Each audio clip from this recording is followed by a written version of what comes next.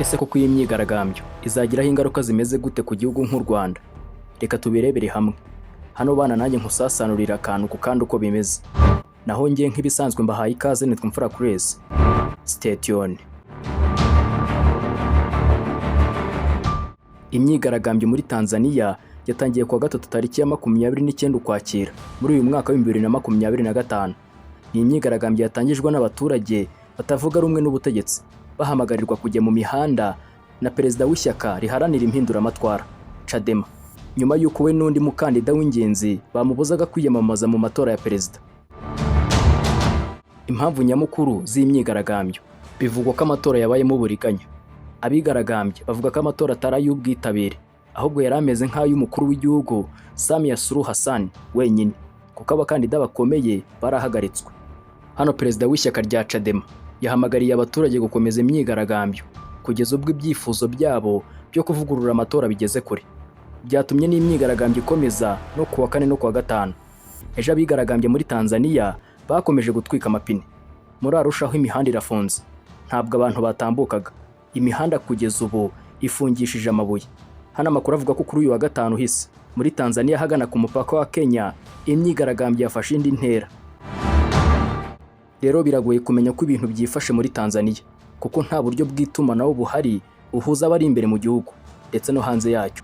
Gusa umunyamakuru ukorera ku kinyamakuru kimwe gikomeye muri Tanzania yavuze ati, ntabwo twabasha kuvugana, hano internet bayifunze, n'ibinyamakuru ntabwo biri gukora.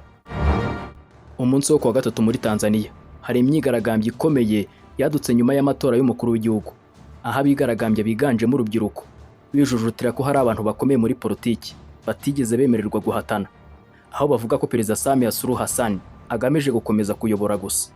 Abantu batandukanye baganiriye n'ikinyamakuru cyo mu Rwanda bavuze ko imyigaragambyo yakajije umurego kuwa kane, ndetse ko ari mu mijyi hafi ya yose y'iki gihugu. Umwe ati, iyi myigaragambyo iri mu mijyi hafi ya yose ikomeye muri Tanzania, harimo Arusha ndetse na Dar es Salaam.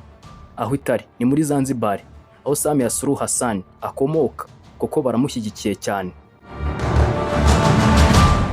Abigaragambye basaba ko abatavuga rumwe n'ubutegetsi barimo Tundu Lissu w'ishyaka rya Chadema bafungurwa, ubundi hakabaho amatora anyuze mu mucyo kugira ngo batore uwo bashaka.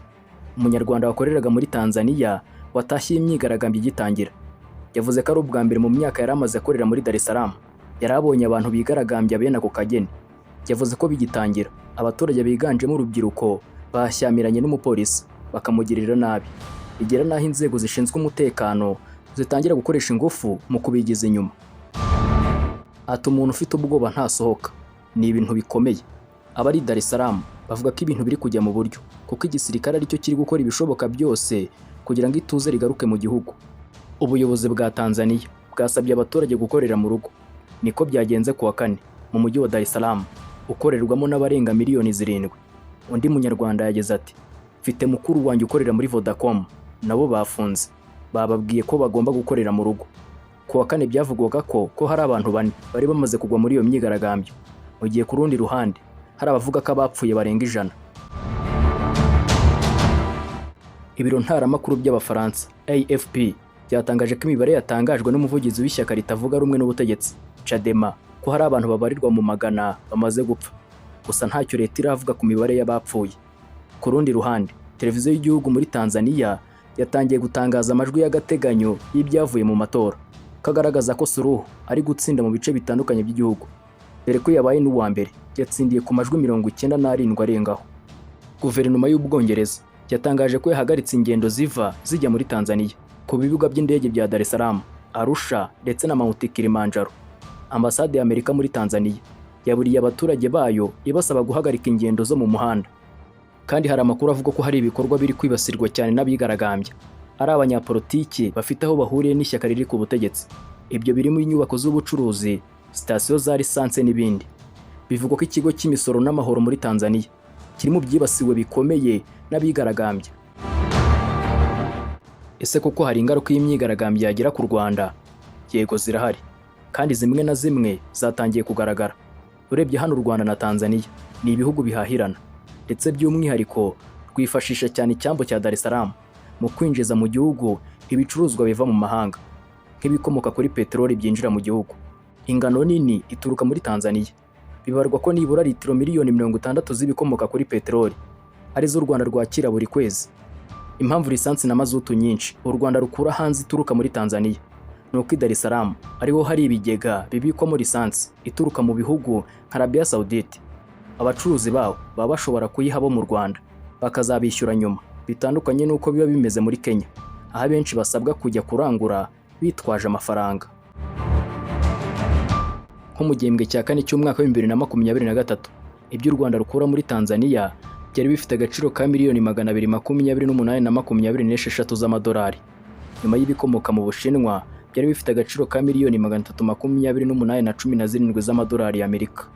Icyambu cya Dar es Salaam kiri hafi y'u Rwanda h'ibirometero 187 ugereranyije n'icya Mombasa, kuko hano imibare igaragaza ko umuntu ukoresheje icyambu cya Dar es Salaam akoresha amasaha 90 ugereranyije n'amasaha 180 ari hagati ya Kigali na Mombasa.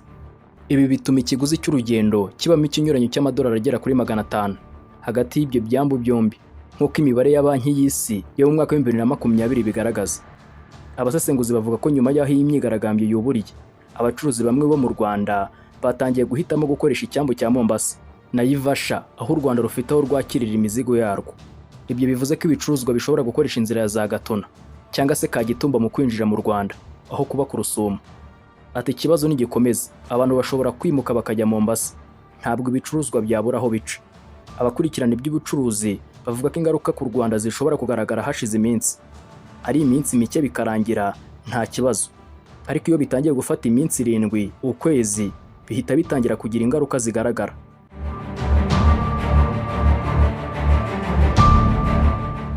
Ngayo nguko iby'amatora n'imyigaragambyo n'igihombo ku bihugu nk'u Rwanda na Kenya bituranye nuko bimeze. Mwakoze kubana natwe ndetse no kudutega amatwi. Sawa, murakoze, naho ubutaha.